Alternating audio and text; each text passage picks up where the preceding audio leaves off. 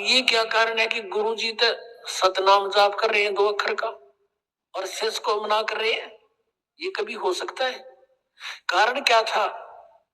क्योंकि ये पक्के भगत थे परमात्मा के, इन्होंने भगवान से ये था जगत नहीं, और जगत के हित में था कि ये अब उस समय इसको गुप्त रखा जाता, ये हमारी भलाई में था। नीति काल के दूत ये राधा स्वामी पौंथर, धन सतगुरु पौंथर, ये जय गुरुदेव पौंथर, ये दूसरे तो बाल योगेश्वर वाले, सतपाल वाले, हंसादेश वाले, निरंकारी, ये गुरु ग्रंथ साहिब को पढ़ते ही थे, इसमें से नाम भी लेकर ये देने लग जाते, अधिकारी ये थे नहीं।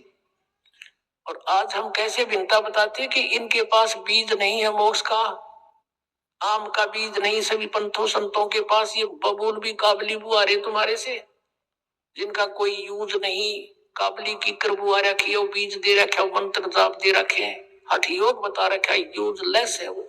ये तो कंसेप्ट क्लियर हो गया कि नानक साहिब जी ये सतनाम जाप कराया करते थे, ये है 2 अक्षर का जाप, और कभी इन्होंने डिस्क्लोज नहीं किया।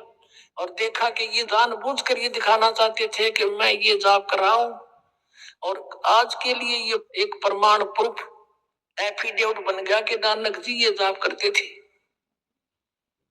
इसलिए उन्होंने बोलकर सुना दिया। और उनको मालूम था जानी जान हो जाते हैं भगवान से परिचित महापुरुष कि इनमें से कोई सा नकल भी करेगा मेरी, इसको रिजल्ट भी झटका भी दे दिया, लगा गोते खान डूब गया होता, मर गया होता, फिर कहा कि नहीं तू वही जो मैंने कहा ऐसे वही जाप कर, इसको मत जपना। इतना दृढ़ कर दिया कि इसको कोई सपने में भी जिक्र नहीं करे सिख समाज में, ऐसा करके ये। और फिर कारण क्या था? धर्मदास तो लाख दुहाई, ये सार नाम की बाहर न जाई, सार नाम बार जो पढ़ी बिजली पीढ़ी हंस नीतर ही। धर्मदास तो लाख दुहाई, ये मूल ज्ञान, एक मूल ज्ञान है, एक मूल मंत्र है, ये मूल मंत्र है सतनाम और सार नाम। ये मूल मंत्र की तबार न जाई, सार नाम बार जो पढ़ी बिजली पीढ़ी हंस नीतरी। आप बिजली पीढ़ी के हंस हो, और परमात्मा ने काल से कहा था कि तू कर ले जो तूने करना है। काल ने कहा था मैं नकली पंथ चलाऊंगा, 12 पंथ तो कबीर पंथ के होंगे, और अनेक पंथ चलाऊंगा, और अनेकों में से राधा स्वामी, धन धन सतगुरु, ये जय गुरुदेव, और ये और बाल योगेश्वर सतपाल जी, ये सारे वही है, हंसादेश वाले, निरंकारी। काल तो एक जीव है उस मालिक के सामने, उसका उत्पन्न किया हुआ प्राणी है, और उसी से भक्ति कर सकती अपने कुछ मांग लिया भिखारी की तरह, आज वो पंसारी बन गया। यहाँ यही टेंडेंसी यही है जीव की, जैसे अरण्यकशिपु ने भक्ति करी थी ब्रह्मा की, हल्दी की गांठ पार प्राप्त करके सिद्धि प्राप्त करके और शंभु भगवान बन गया, बक्कल तार दिया परमात्मा ने, उसका कुछ भी कारण बनाया। अब जो प्रसंग चल रहा है कि परमात्मा ने कहा था धर्मदास तो लाख तो आई, ये सार नाम की तबार न जाई। इसने क्या कहा था काल ने, जब तुम आओगे ना कलयुग में, उस समय नकली पंथों के माध्यम से अनेक जीवों को ऐसा फंसा दूंगा कि तुम्हारी कोई बात नहीं सुने। कहा तुम्हारा जीव नहीं माने, हमारी ओढ़ हो बात बखाने। तो परमात्मा को पता था कि जब हम चोट लगाएंगे ना, एक कब तेरी इसको, मालिक को मालूम था कि जब तक इस काल के दूत सब कह सुन लेंगे, जो इनके पास ज्ञान है सारा उगल देंगे, उनकी पोथियां बन जाएंगी, और जब अपने दास को भेजूंगा इन सब की पोथियों के सब के, ये टेलीविजन और ये किस लिए चले हैं? ये मानव सतर की अन्वेषण नहीं है, मानव सतर के दिमाग की खोज नहीं, इंटरनेट ये सब चला, चैनल वगैरह बनवा दिए, ये परमेश्वर ने बनवाए, कबीर जी ने माइंड दिया इनको। क्योंकि अभी तक क्या होता रहा, शास्त्रार्थ होते थे, 2 व्यक्ति बैठ जाते थे, वो अपनी बोलता था, वो अपनी कह देता था, जो ज्यादा स्पीड से बोल जाता वो विजयी हो जाता था, श्रोता उसका निर्णय करते थे। अशिक्षित जीत और हार का। अब परमात्मा ने ऐसा काम कर दिया कि आप प्रोजेक्टर, सीडी, टेलीविजन और इनके अंदर आप उनके भी स्टेटमेंट देखो, और ओरिजिनल महापुरुषों के भी अमृतवाणी देखो। अब देखो कोई यूं नहीं कह सकता कि रामपाल झूठ बोल रहा है। रामपाल तो अपनी तरफ से कुछ भी ना बोलता। मैं तो एक बीच में दलाल का काम कर रहा हूं। यो सौदा देख लो भाई, ये इन पंथा का है, ये विचार है इन महापुरुषों के, परम धनियों के, और ये उन महापुरुषों के विचार हैं जिन्होंने भगवान पाया। ये फैसला आप पर कर लेगी जनता। सारी शिक्षित है, शिक्षा मालिक ने दी है ना, आपसे पहले कोई शिक्षित नहीं था। 4 युग बीत गए थे, एक वर्ग ही पढ़ा करता, बाकी अपना धंधा कराया करते थे। ये सारी लीला मालिक की थी कि अब इन्होंने जो कुछ कहना सुनना सारी कह लेंगे, इनकी पूछ तो क्यों बढ़ जाएंगी, और फिर अपनी प्यारी आत्माओं के सामने इन काल के दूतों की स्टेटमेंट ओरिजिनल महापुरुषों की अमर वाणी से तोल देंगे। अपने आप पता लग जाएगा असली और नकली का। अब देखो गुरु नानक साहिब जी ने कितना झटका दे दिया कि खबरदार जो नाम जाप कर लिया था, क्योंकि भगवान की आज्ञा का उल्लंघन हो जाता और हमारा नाश हो जाता। अब सिख समाज कहा गया, अभी वही जन्म होते हुए आ रहे उन पुण्यात्माओं के। अब इनके सामने सच्चाई आओगी, ये को पीछे रहेंगे, ये भी नाम लेंगे, अपना मोक्ष कराएंगे। सभी जीव आत्मा एक परमात्मा की, कबीर जी की है हम, और परमात्मा पाने के लिए हम सिख बने, परमात्मा पाने के लिए हम हिंदू बने, परमात्मा पाने के लिए हम ईसाई बने, परमात्मा पाने के लिए हम मुसलमान भी बन गए। लेकिन मिले कैसे? अब फिर हम वही बनेंगे जिससे भगवान मिलेगा, हम फिर एक होंगे। अब देख लेना, अब नानक साहिब जी ने वाणी में लिखे थे ये मंत्र, लेकिन जो वाणी के बाद में संग्रह किया गया गुरु ग्रंथ साहिब के रूप में, उसमें से वो वाणी निकाल दी गई जिसमें ये दोनों मंत्र कति क्लियर लिखे हुए। तो वो छोड़ दी इसलिए कि कहीं गुरु ग्रंथ साहिब में हमने लिख दी, पाठी पाठ करेंगे और वो न पढ़ लिया ये मंत्र तो वो जाप ना कर ले और गुरु जी की आज्ञा का उल्लंघन हो जाएगा और हानि हो जाएगी, जैसे मर्दाना डूब गया होता। इसलिए उन्होंने उनको छोड़ दिया। वो वाणी फिर किसी महापुरुष के माध्यम से परमात्मा ने फिर रजाकरी प्रमाण के लिए अलग से एक पुस्तक में प्राण संगली के रूप में लिखवा दी। उसमें भी विद्यमान आपको दिखाता हूँ, उसमें से हमने नोट किया हुआ है। एक प्राण संगली पुस्तक है, पंजाबी भाषा में लिखी है। उसमें क्या लिखा है? ये गहरी नजर गीता में एक पुस्तक है, दास ने गीता जी का अनुवाद किया। उसके 3रे अध्याय में बहुत से प्रमाण दिए, उनमें से देखिएगा ये गहरी नजर गीता में, इसका अनुवाद दास ने किया है। इसके 3रे अध्याय में आपको दिखाते हैं, ये लिखा है नानक साहिब जी की वाणी में सतनाम का प्रमाण। ये दास ने लिखा उन सदग्रंथों से लेकर के प्रमाण के लिए। पंजाबी गुरु ग्रंथ साहिब के अंदर 59-60 पृष्ठ पर लिखा है ये, बिन गुरु प्रीत न उपजे हुमे मैल ना जाई, हुमे मने अंकार का सो हम आप पिछाड़िए शब्दे भेद पतियाई। ये गुरु ग्रंथ साहिब ने इस तरह तो लिखी है, लेकिन इसे कोई समझ नहीं सका ये क्या है। अब यहाँ देखना, प्राण संगली हिंदी के पृष्ठ 83 पर राग भैरव महला पहला, महला पहला गुरु नानक देव जी की वाणी है और पौड़ी नंबर 32 में लिखा है, साध संगत मिल ज्ञान प्रकाश है, साध संगत मिल कमल विकास है, उन कमलों का खिलेंगे उसके नाम लेने से। और साध संगत मिल मन माना, नाम है ना ओम सोहम जाना, नामों में नाम ये ओम सोहम जाना, ये वो सतनाम है। अब सगल भवन में एक को ज्योति सतगुरु पाया सहज सरोत, नानक साहब जी कहते मुझे आसानी से अपने आप मिल गया गुरु जी। और नानक किलबिस काटे ताही सहज मिले अमृत सिताही। अब कलबिस माने पाप का काटने वाला वही परमात्मा, और ये मंत्र है अपनात्मा। यही आदरणीय गरीबदास साहिब जी ने अपनी अमृत वाणी में लिखा है, जो परमात्मा कबीर जी से नाम उपदेश प्राप्त किया था। ये 2 मंत्र के ही सतनाम है, और यही नाम आदरणीय नानक साहिब जी को परमात्मा से सीधे प्राप्त हुए थे, वो उनके गुरु रूप में थे। गरीबदास साहिब जी क्या बताते हैं, राम नाम जप कर थिर होई, ओम सोहम मंत्र दोई, कहा पढ़े भागवत और गीता, मन जीता जित त्रिभुवन जीता, मन जीते बिन झूठा ज्ञाना, और 4 वेद और 18 पुराना। क्या कहते हैं, कह कबीर निज नाम बिना मिथ्या जन्म गंवाया, निर्भय मुक्ति नी अक्षरा गुरु बिन का न पाया, जो जन होवे जो हरि और लेगा धन बिगलाए, और सोहम सोहम जप मरे मिथ्या जन्म गमाए। अब क्या करते हैं कि परमात्मा ने एक ये मंत्र अलग अलग भी दे रखे थे गुरु ग्रंथ साहिब में, और कुछ एक प्राणी जो नकली है वो केवल एक सोहम मंत्र जाप करने लगे। तो उसके विषय में कबीर साहब ने कहा कि सोहम सोहम जप मरे व्यर्था जन्म गंवाया। कहते हैं ये सतनाम का जाप करना पड़ेगा। इस दोनों अक्षर के मंत्र का श्वास से जाप करना है, और इसमें से एक का जाप कर रहे तो यूजलेस है। और जब तक वो सारनाम नहीं मिलाती दोनों सतनाम भी यूजलेस है, यानी मोक्ष नहीं होगा, इसकी कमाई से लाभ तो होगा। अब धर्मदास जी को जो नाम दिया परमात्मा ने वो कैसा दिया था, आदरणीय धर्मदास साहिब जी को आपको दिखाते हैं कबीर परमेश्वर शब्दावली। धर्मदास जी को जो परमात्मा कबीर जी ने नाम दिया वो कौन सा था, ये देखिएगा, कबीर पंथी शब्दावली। ये कबीर पंथी शब्दावली है और ये कहां से छपी है ये देखिएगा। कबीर आश्रम आचार्य परमार्थी वेद भारत पथिक स्वामी जी युगलानंद बिहारी निर्मित खेमराज श्री कृष्ण दास मार्ग मुंबई से। और इसके 284 पृष्ठ आपको दिखाते हैं।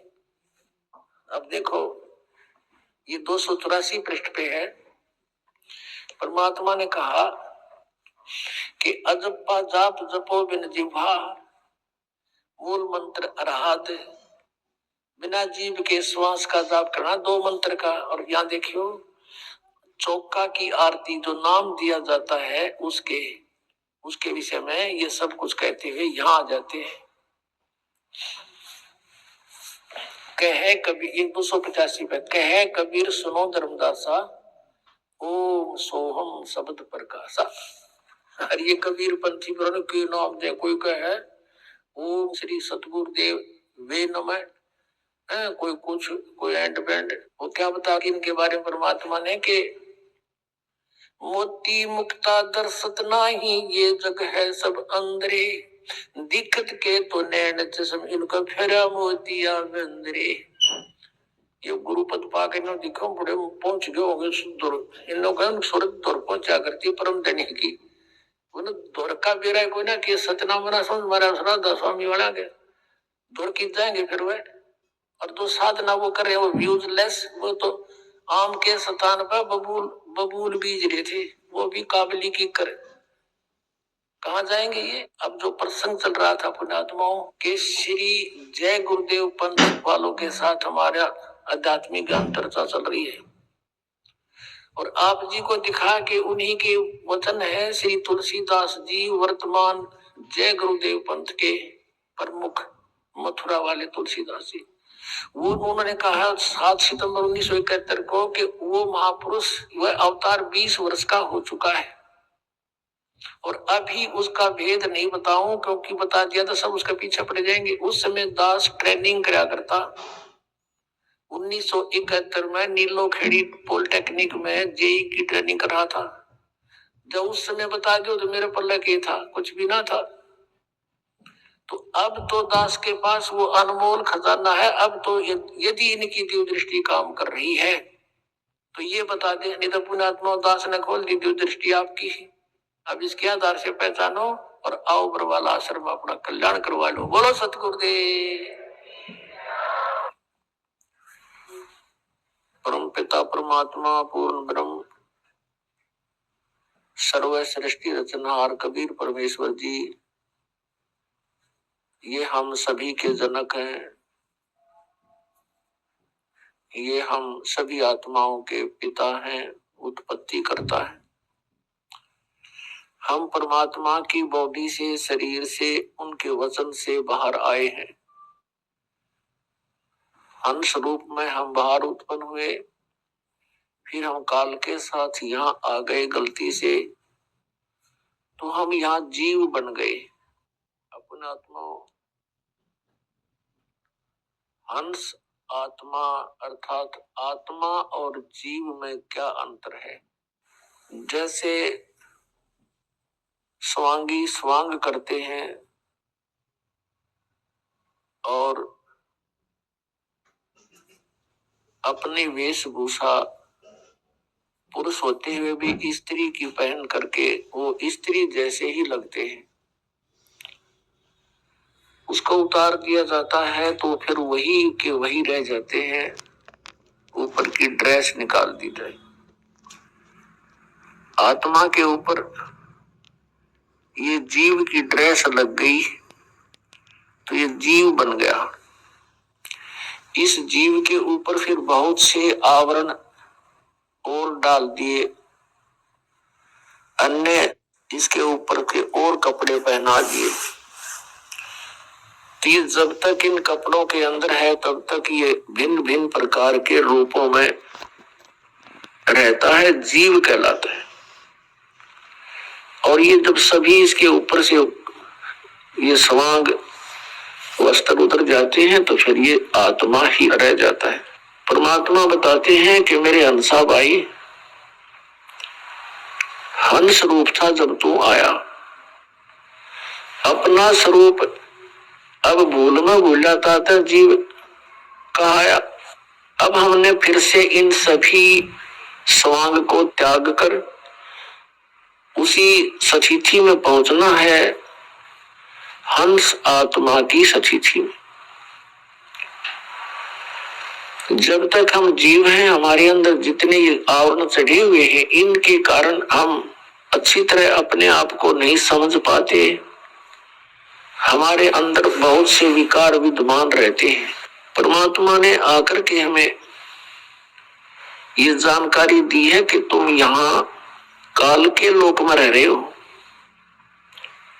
और इस स्थान पर तुम कभी सुखी नहीं हो सकते।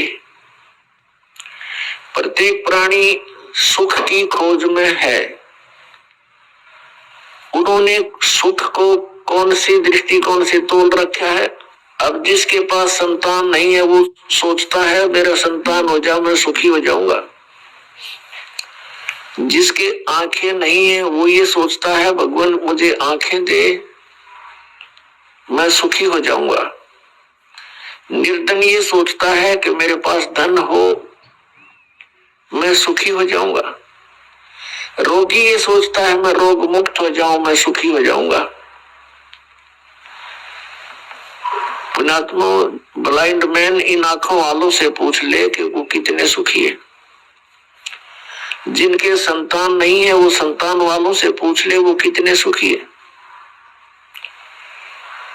धनवानों से पूछ ले निर्धन कि वो कितने सुखी है। और धनवान सोचते हैं राजा लोग सुखी हैं क्योंकि इनकी कमांड चलती है। इन राजाओं से पूछ लीजिए कोई सुखी नहीं। राजा लोग ये सोचते हैं सुख तो स्वर्ग में होता है। स्वर्ग के देवता सोचते हैं कि इंद्र को सुख होगा। इंद्र महादुखी, उसकी हिस्ट्री पढ़कर देखो इतिहास में पुराणों में। इंद्र सोचता है कि ब्रह्मा विष्णु सुखी होंगे। ब्रह्मा विष्णु महेश की जीवनी देख लो कितने सुखी है। देवी पुराण के अंदर ब्रह्मा जी पूछते हैं विष्णु जी से कि आप देवेश्वर हो। ब्रह्मा की सोच से वो विष्णु जी को सर्वेश्वर मान रहा है और कह रहा है कि आप किसका ध्यान लगाए बैठे हो, समाधि लगाते हो। विष्णु जी कहते हैं कि मैं अधिकतर समाधि में रहता हूं, तप करता हूं और फिर राक्षसों के साथ युद्ध करता हूं, उनको मारता हूं जो दुखदायी तत्व है। कुछ थोड़ा बहुत समय मिलता है तो लक्ष्मी के साथ सुखपूर्वक व्यतीत कर पाता हूं, अन्यथा मैं कभी तप करके अपने शरीर से कष्ट दे करके हठ योग करता हूं, बैटरी चार्ज करता अपनी और सिद्धि प्राप्त करके फिर उन राक्षसों को मारता है, अपने पाप इकट्ठे करता है। देखो पुण्यात्मा, विष्णु सुखी नहीं, ब्रह्मा और शिव एक कैटेगरी के समझो। शिव जी सुखी नहीं। जैसे एक समय भस्मागिरी तपस्या कर रहा था, शिव जी का उपासक शिव जी से भस्म कंडा मांग लिया और उसी के पीछे पड़ दिया कि मारूंगा तुझे, पार्वती को पत्नी बनाऊंगा। तो शिव जी कहाँ सुखी? परमात्मा कहते हैं तन दर सुखिया कोई नहीं देखा और जो देखा सो दुखिया हो। उदय अस्त की बात करे बड़े सबका किया विवेका हो। घाटे बाद सब जग दुखिया के गृहस्थी बैरागी हो। और सुखदेव ने दुख के डर से गर्भ से माया त्यागी हो। जंगम दुखिया योगी दुखिया तपस्वी को दुख दूना हो। आशा तृष्णा सब में व्यापै कोई महल ना सुना हो। साच कहूं तो जग नहीं माने झूठ कही ना जाई हो। ये ब्रह्मा विष्णु शिव जी दुखिया जिन ये राह चलाई हो।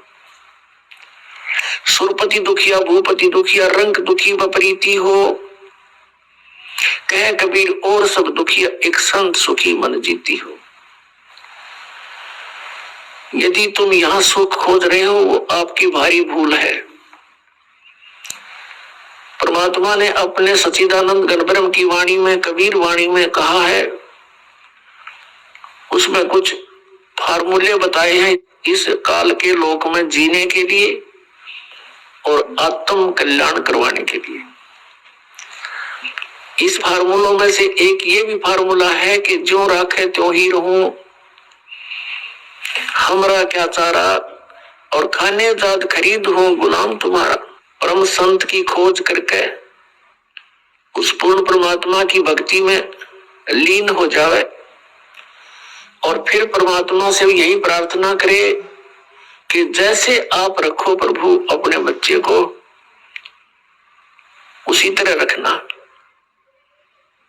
जो राखो तो ही रहूं, जैसे राखोगे ऐसे ही रहूंगा मैं। और फिर कहते हैं राज्य क्रमता राम की रजा धरे जो शीस, दास गरीब दरस परस्तिस बैठे जगदीश। परमात्मा की रजा में राजी रहे, प्रसन्न रहे, जैसे भगवान फिर रखे। जैसे जब तक हम परमात्मा की शरण ग्रहण नहीं करते हैं, अपना जीवन जी रहे होते हैं, तो हम अपना प्रारब्ध ही भोग रहे होते हैं। उसमें दुख भी भयंकर आ सकते हैं और यहाँ के नकली सुख भी प्राप्त होते रह सकते हैं। कौन से सुख? जैसे पुत्र प्राप्ति, कोई व्यवसाय की स्थिति ठीक हो जानी, इस तरह के जो सुख हैं ये भी खूब मिल जाएंगे आपको। लेकिन इन सुखों का अस्तित्व कुछ नहीं है। ये आपके काम के नहीं है। आपके पास अरब संपत्ति होगी, अरबों की, अगले दिन आपकी मृत्यु होगी। वह संपत्ति आपकी कहां थी? आपके संतान है, पुत्र पुत्री है, पोते पोती होगे, देवता देवती होगे।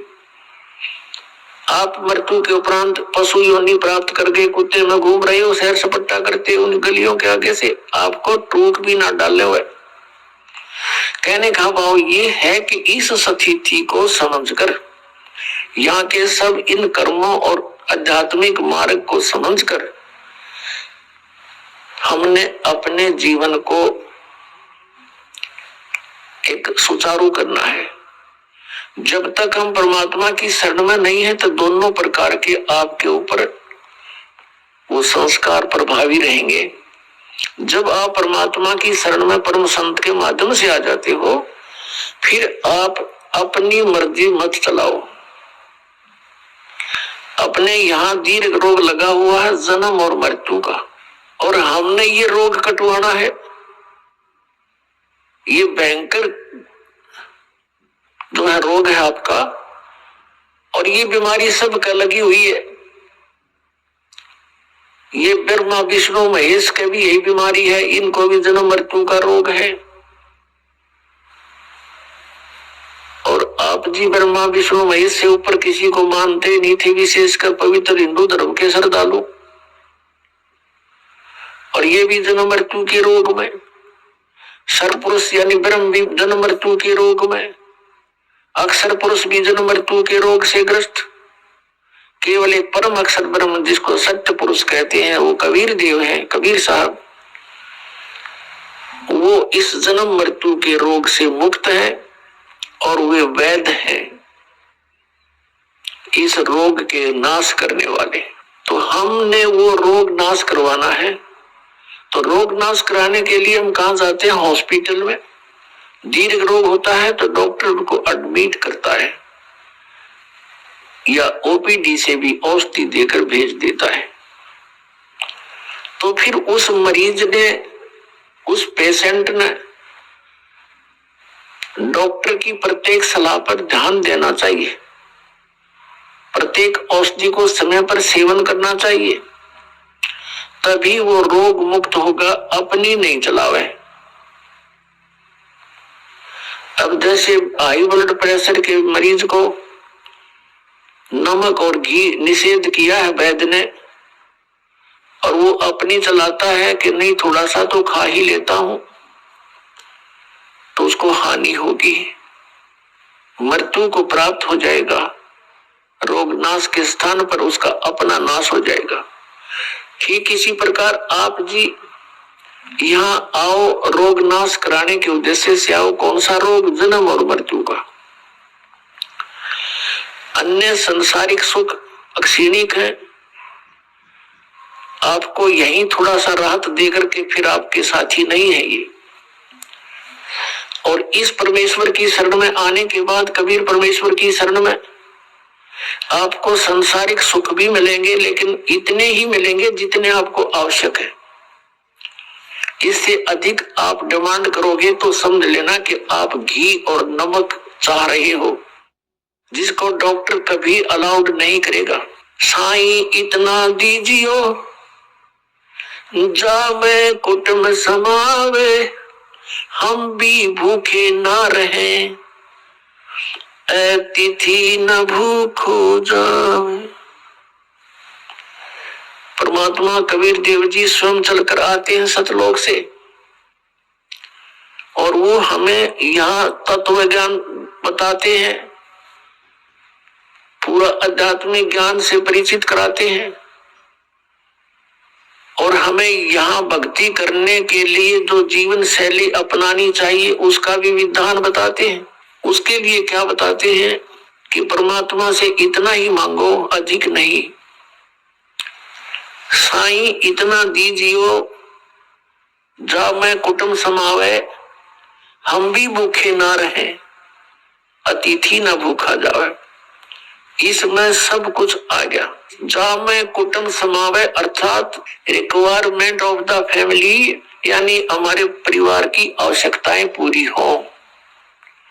उन आवश्यकताएं में आप देख लो सब कुछ आ जाता है।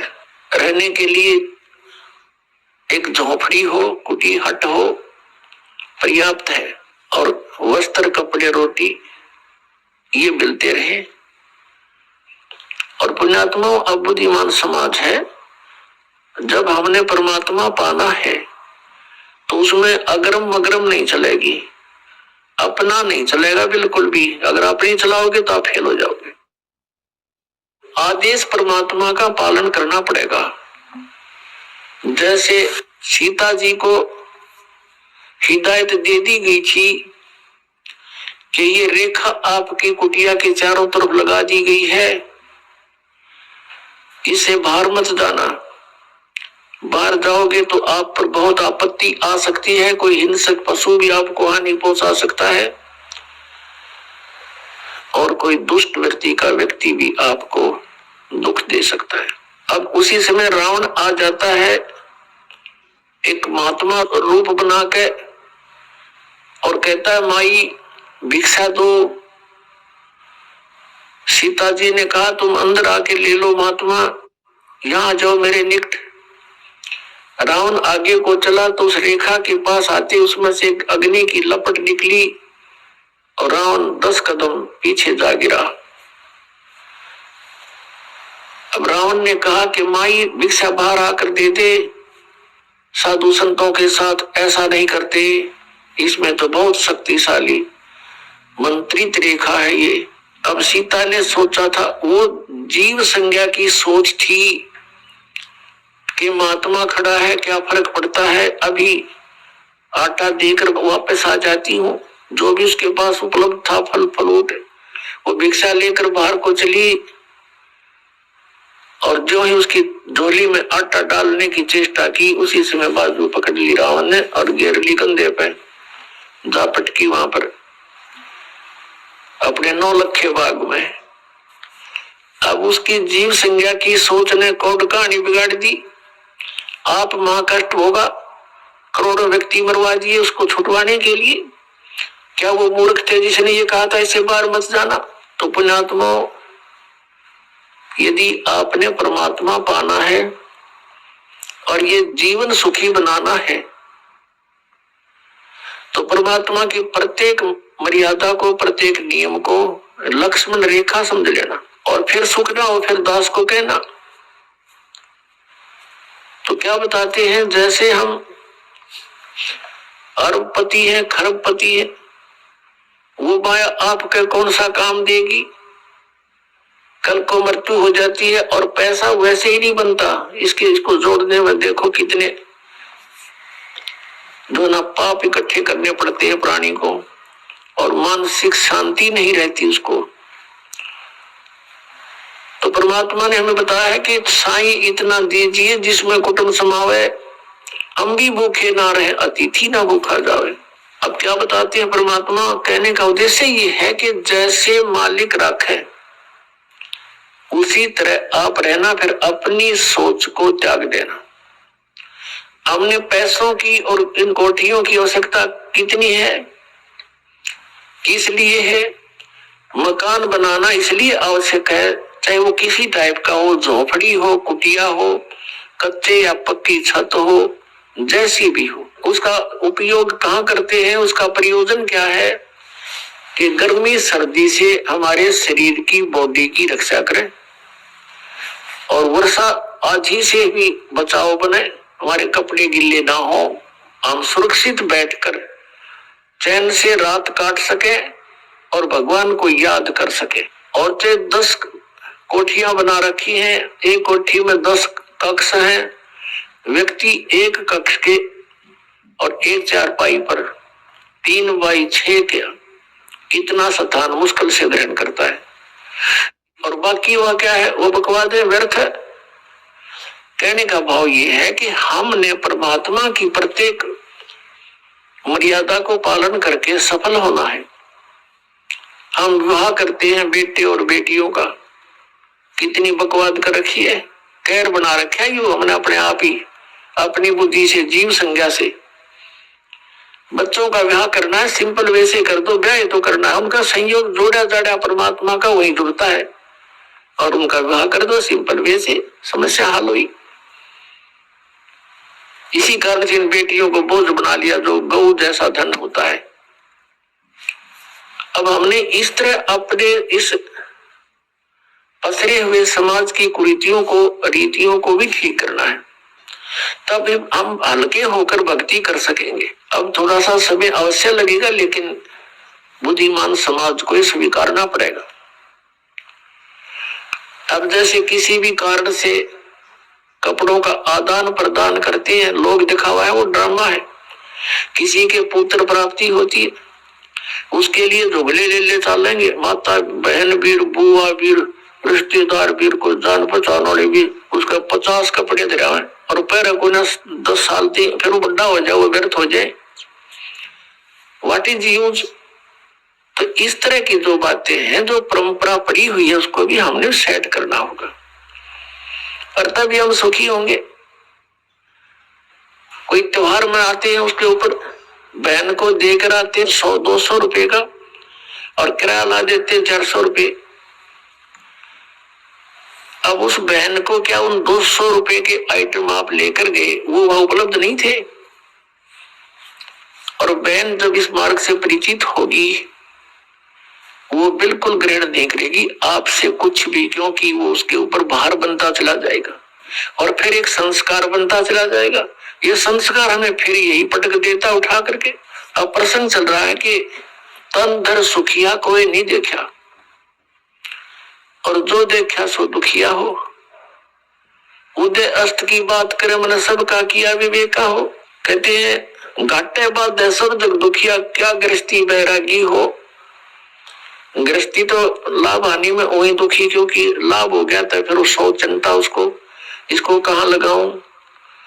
लाभ हो गया जैसे 20,000 रुपए का, और आगे काम करना चाहता है वो 1 लाख में शुरू होगा। 80,000 रुपए कर्जा ले लिया, काम ठीक चला नहीं, सर दर्द हो गया, उस लाभ से फिर हानि होगी। वो चिंता लाभ हुआ जब चिंता किसको कहां सेट करूं, हानि तो आपे चिंता का विषय है। घटे बद यानी हानि लाभ से सब जग दुखिया के गृहस्थी बैरागी हो। जैसे घर त्याग कर जंगल में जा बैठा, वन में बैराग ले लिया,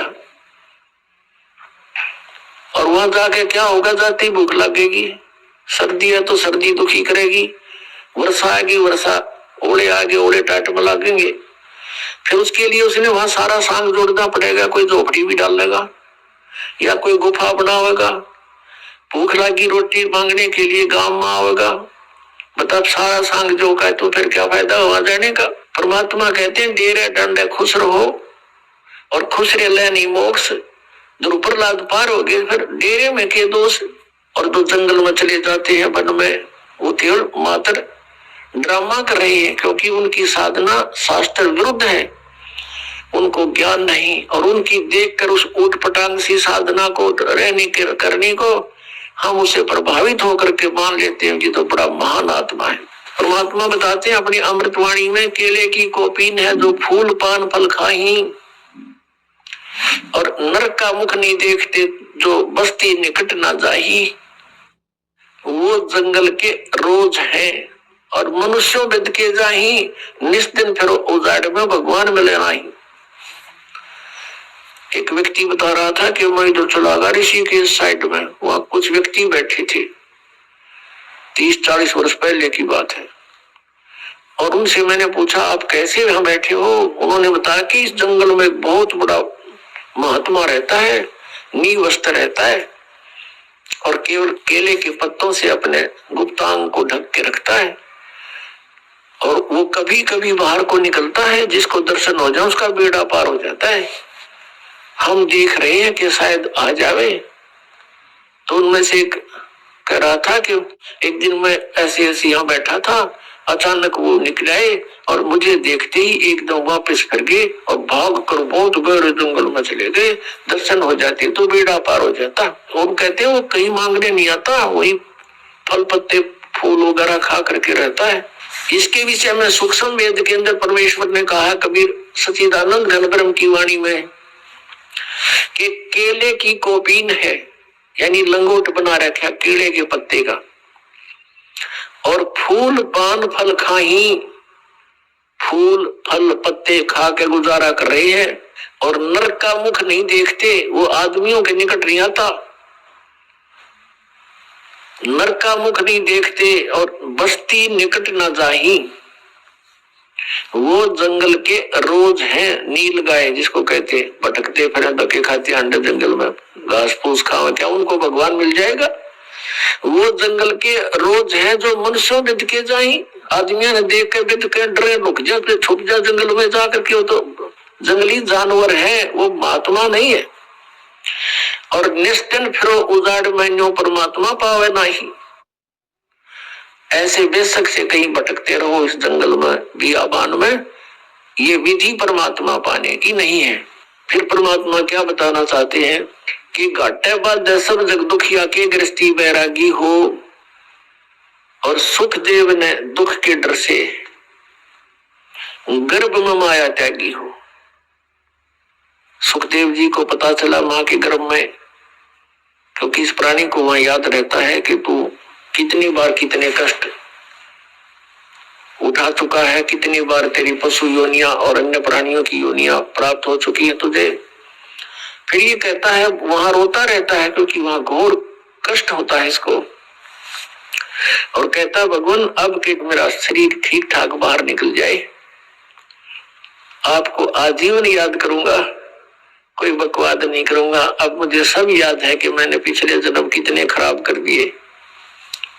बाहर आते ही फिर इसके ऊपर ये तीनों गुण, रजगुण ब्रह्मा, सतगुण विष्णु, तमगुण शिव जी का एक एक इंजेक्शन लग जाता है तुरंत, और फिर ये अचेत हो जाता है। इसको नए सिरे से पढ़ाई कराई जाती है, तेरा चाचा या तेरी चाची, ताऊ, ये मामा, ये फूफा, माँ, और ये भाई बहन पिता, इसको कुछ नहीं याद में कहा था, वो बना दिया जाता है। फिर परमात्मा आते हैं इसको चेताने के लिए, इस बोली आत्मा को, तू कहाँ फंसा पड़ा है, इस झूठे सुख को सुख कहे तू मान रहा मनमोद, ये सकल जबीना काल का कुछ मुख में कुछ बोध।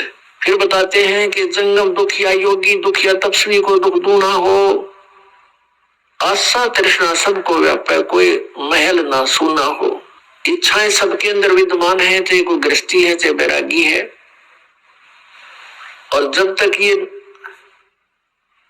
अननेसेसरी रिक्वायरमेंट आपके हृदय में धरी रहेंगी, अनावश्यक इच्छाएं जो तुम करते रहते हो यहाँ की बगैर ज्ञान के, तो सुख नहीं, शांति नहीं, मोक्ष नहीं हो सकता। फिर बताया है कि साच कहूं तो जग नहीं माने और झूठ कही ना जाई हो, ये ब्रह्मा विष्णु शिव जी दुखिया जिन ये राह चलाई हो। फिर बताया कि सुरपति दुखिया भूपति दुखिया, भूपति माने पूरी पृथ्वी का शासक और सुरपति माने देवताओं का मालिक यानी इंद्र। सुरपति दुखिया भूपति दुखिया रंग दुखी विपरीती हो। अब सारी पृथ्वी का शासक भी दुखी और देवताओं का राजा भी दुखी। फिर स्वर्ग में सुख कितना हो गया, कहां से हो गया? फिर क्या इसका निष्कर्ष निकाल रहे हैं परमात्मा कि कहे कबीर और सब दुखिया एक संत सुखी मन जीती हो। अब मन जीती संत कौन होगा? जो गुरु की मर्यादा में रहता है वो मन जीती। वैसे मन पर काबू नहीं हो सकता और परम पिता परमात्मा पूर्ण ब्रह्म की शरण में आने से, गुरु मर्यादा में रहने से इस मन पर विजय पाई जाती है। उसके लिए ये फाउल पॉइंट है जो आपको मर्यादा बताई जाती है। तो पुण्यात्माओं, जैसे बच्चा गेम खेलता है, खेल खेलता है, उसके लिए कुछ पॉइंट होते हैं, उनको डिस्टर्ब होने से वो फाउल हो जाता है और फाउल होते ही उसको उस गेम से बाहर निकाल दिया जाता है। तो उसका वो गेम उसके हाथ से निकल गया। तो इसी प्रकार आप जी परमात्मा के इस गेम के प्लेयर हो, इस खेल के खिलाड़ी हो। आप जी ने सभी ने मर्यादा में रहना है, कहीं फाउल ना हो जाऊं। तो इस प्रकार हम इस डर से जो गुरु मर्यादा में रहेंगे तो हमने मन जीत लिया। आप देखोगे आपके साथ में पड़ोस में विवाह हो रहा है बेटा या बेटी का, और वो पूरा उद्मस्ता रहेंगे, डीजे लावेंगे, नाचे कूदेंगे, 100 फंड करेंगे, कोई कार देगा, कोई कोठी देगा अपनी बेटी बेटियां ने, या कोई दहेज मांगेगा। तो आपको अगर ये माल्य की वाणी और ये ज्ञान याद रहेगा तो आप हंसोगे उनकी मूर्खता पर। कहते हैं ना जाने काल की कर डारे किस विध डर जा पासा वे, और जिना ते सिर ते मौत खुड़क दी उन्होंने केड़ा हंसा वे। यहाँ क्या पे खुशी मनावे? एक बहुत बड़ा अधिकारी था, रिटायर होने से पहले उसने अपनी पुत्री का विवाह करना सोचा कि अब मुझे सारे मेरे अंतर्गत जितने अधिकारी हैं सभी कोई ना कोई गिफ्ट देगा मेरी बेटी को। रिटायर होने से 6 महीने पहले उसने अपनी बेटी का विवाह किया। जिस विभाग का वो प्रधान था, उस विभाग के बड़े बड़े अधिकारी कोई 20,000 रुपए दान दे रहा है, कोई सोने की अंगूठी दे रहा है, नरे दान दिवा दिए बेटी ताई। आप रिटायर हो गया। विवाह के 8-9 महीने के बाद वो बेटी विधवा होगी, मृत्यु होगी उसके पति की। पुण्यात्मा जो उसने अपने जीवन में बताया था वो सारा ला दिया ब्याह में, और बेटी पति मर गया, वो दोबारा ब्याहनी पड़ेगी, बालक कोई था नहीं। अब दोबारा ब्याहने में पहले जब इस प्रकार के ड्रामा करके हम अपने पैर पर कुहाड़ा मार चुके हैं, प्रथम बार विवाह में इतना खर्चा और दोबारा ब्याह तो उसका दुगना लाना पड़ेगा किसी के पल्ला लगाने के लिए। ये सोच कर उसका हार्ट अटैक हो गया। अब देखो कहां तक रोग इकट्ठा कर गया वो। आप गधा बनेगा, पशु बनेगा, सबका पाई पाई का हिसाब करना पड़ेगा उसको। और उधर से अपनी बेटी पर भार बनवा दिया उनके अधिकारियों के, चढ़वा के। अब वह उनके पूरे करेगी जब कभी किसी पशु जो नियम जाके। ये ऐसे संस्कार जोड़ दिए हमारे इस काल ने, जुड़वा दिए। और इस तरह ये कभी हल्के नहीं हो सकते, बढ़ते जा रहे हैं तो रोग की तरह। तो बेटी और बेटे बच्चे, विशेषकर युवा वर्ग इसमें बहुत सहयोग दे सकता है।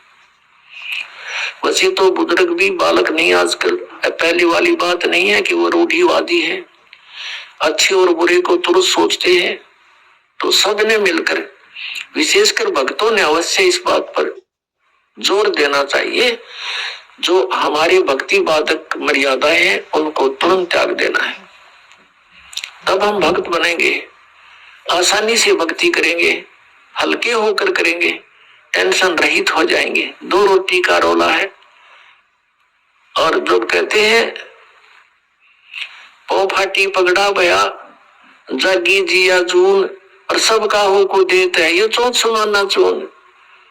सुबह उठते सबका पालन वही परमात्मा करता है। कहते माँ के गर्भ में तेरा पोषण किया, क्या अब वो भगवान आपसे दूर हो जाएगा? माँ के गर्भ में आपको ना माँ का सहयोग था, ना पिता का, ना कोई और व्यवस्था थी। ऐसा सिस्टम कर दिया मालिक ने, माँ की नाभि से आपकी नाभि का कनेक्शन कर दिया, और आपका शरीर जो है ना प्रफुल्लित रहा, स्वस्थ रहा, सुरक्षित रहा। और आप जी के बाहर आते ही माँ के स्तन में दूध आ गया, और पहले नहीं था। जो मालिक इतना इंटेलिजेंट है, इतनी केयर टेक आपकी करता है, क्या आगे वो आंखें बंद करके बैठेगा आपके लिए? विचार करने की बात है। एक माई थी, उसका संतान ना हुआ थी। एक सिद्ध पुरुष था, उससे अर्ज करी। उस सिद्ध पुरुष ने कहा कि माई प्रथम संतान मुझे दे देना, तुझे और भी संतान उत्पन्न होंगी। माई ने प्रॉमिस कर लिया, उसके प्रथम पुत्र उत्पन्न हुआ। उस पुत्र को माई ने जब वो 1-2 वर्ष का हो गया, 2-3 वर्ष का ठीक सा अपने आप घूमन फिरन जोगा हो गया, तो उस संत को दे दिया। उस संत ने उस बच्चे को ऐसा सुरक्षित रखा कि कहीं इसको समाज की बकवादों की भनक ना पड़ जावे, इसका कोई बुराई घर ना कर जावे, तो उसने बच्चे को आश्रम से बाहर नहीं जाने दिया। उधर से उस माई को कन्या उत्पन्न हुई, पुत्र उत्पन्न हुआ, अन्य वो भी सुखी रही, जिस सुख को ये सुख मानते। और एक बार क्या हुआ, क्योंकि वहां आश्रम में पहले विशेष कर ये धारणा थी कि भक्ति तो बुढ़ापे में किया करें, लेकिन ऐसा धारणा ठीक नहीं थी। लेकिन इस कथा के आधार से बताना पड़ता है। तो उस आश्रम के अंदर वृद्ध औरतें जाती थी, एज्ड, और एज्ड पुरुष ही जाते थे। एक दिन उस साधु के, उस महात्मा के छाती में यहाँ एक फोड़ा हो गया, बाल तोड़ टाइप, लंबा ऊंचा सा हो गया, और महात्मा का बहुत पीड़ा हुआ है। रोए बैठ के, वो महात्मा कुछ औषधि जाने था, अपनी औषधि बनाकर उस पर उस शिष्य से लेपन करवाता था, और बहुत पीड़ा होती थी। सारी रात जाग कर टाइम पास करता था। वो बच्चा देखा करता था कि फोड़ा बहुत दुखदाई होता है। एक बार क्या हुआ कि वो वृद्ध हो रहा था संत, और बीमार पड़ गया। उस बच्चे को, अपने शिष्य को बाहर भिक्षा के लिए नहीं भेजता था कि कहीं इसका कोई बुराई घर ना कर जाए। स्वयं ही भिक्षा लाता था और अंदर ही अपने बच्चे को रखता था। एक दिन वो बहुत ऐसा हो गया, रोगी हो गया, बीमार हो गया किसी कारण से महात्मा। तो संत ने कहा, बेटा जा भिक्षा मांग कर ला, और ऐसे करना, सीधा गली में जाना, और गली में दूसरा जो घर हो उससे केवल भिक्षा लेना, उससे ही लेकर वापस आ जाना, और से नहीं मांगना। लड़के ने अपने गुरुदेव की आज्ञा का पालन किया। वो वहां पहुंचा और जाकर कहा, माई भिक्षा देना। उस माई ने आवाज सुनी तो अपनी पुत्री को कहा कि बेटा जाओ, महात्मा कोई आया है, भिक्षा डाल कर आओ। उस लड़के की बहन थी, वो 13-14 वर्ष की हो चुकी थी। भिक्षा लेकर आई कि ले महाराज। उस लड़के ने कहा कि हे बहन, आपके जो स्तन पर ये फोड़ा हो गया है, आपको पीड़ा नहीं होती? आप हमारे आश्रम में आ जाना, आपके इस फोड़े की औषधि हमारे गुरु जी के पास है। वहां ये फोड़ा ठीक हो जाएगा तेरा। अब वो तो कह रहा था अपने साधु स्वभाव से, और लड़की ने सोचा ये बकवाद कर रहा है। उसको ये पता नहीं था कि ये तेरा भाई है। वह लगी उसको गाली देने, अपनी बहन के फोड़े ठीक करवा ले, तू अपनी माँ के करवा ले, तने शर्म नहीं आती, तू महात्मा होकर ऐसी बातें करता है। ये आवाज सुनकर उनकी माँ निकल आई बाहर। कहा बेटी क्या बात हो गया कि ये पता नहीं क्या बकवास कर रहा है। तो उसने कहा कि महात्मा जी कहाँ से आए हो? माई ने पूछा कि यहाँ आश्रम से आया हूं मैं। तो माई तो खुश हो गई अपने बेटे को देखकर। उससे पहले उसको पता भी नहीं था, उसको नहीं मिलने दिया था माई से। तो वो कहने लगी क्या बात है महात्मा जी कि माई मैंने इस बहन से ये कहा था कि एक बार मेरे गुरुजी का फोड़ा हो गया था यहाँ पर, और उसकी औषधि वो खुद ही जानते हैं, मेरे से लेपन कराते थे और बहुत रोते थे, दर्द पीड़ा बहुत होती है। तो मैंने इस बहन से यही कहा कि आपके तो 2 फोड़े हैं, आप तो बहुत दुखी होगी, वहां आ जाना गुरुजी के पास औषधि है। ये गालियां देने लगी मुझे। अब वो हंसने लगी। वो समझ गई कि बोला बाला इसको संसार का कुछ पता नहीं। तब उसने बताया कि महाराज जी ये फोड़े नहीं है, इस बेटी का विवाह करेंगे, इसके संतान होएगी, और संतान जब होएगी तो फिर इन सतनों में दूध आएगा उस बच्चे के लिए। परमात्मा इनमें दूध भर देगा और बच्चा दूध पिया करेगा इसका। संत ने पूछा कि माई कब विवाह करोगे? कभी 2-3 वर्ष में इसका विवाह करेंगे। संतान कब होगी? कि 1-2 वर्ष के बाद फिर संतान भी दया करेंगे प्रभु।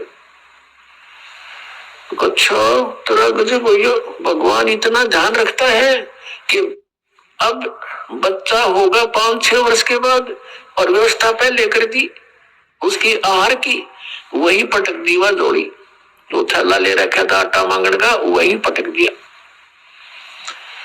जब परमात्मा हमारी इतनी केयर टेक करता है, उसने एडवांस हमारी चिंता है, और हम ये दाने मांगते फिरे, वही पटक दिया।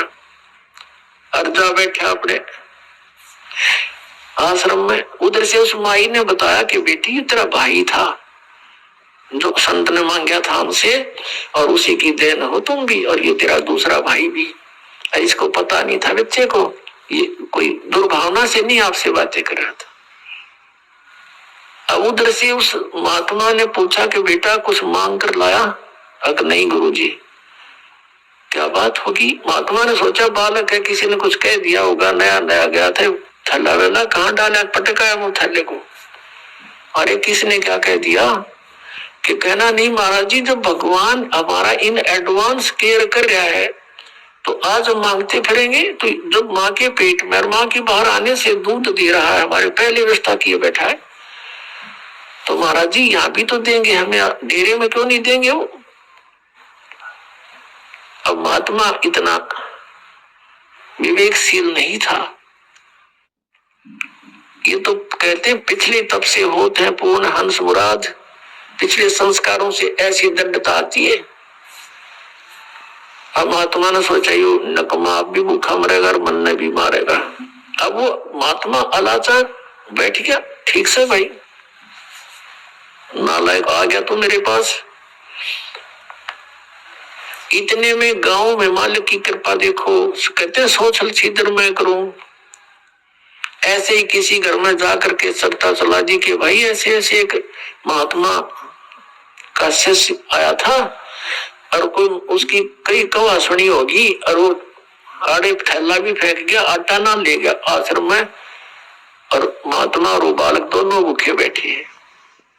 अब जिस भी घर ने ये चर्चा ये बात सुनी, उसी ने तुरंत खाना बनाना शुरू किया।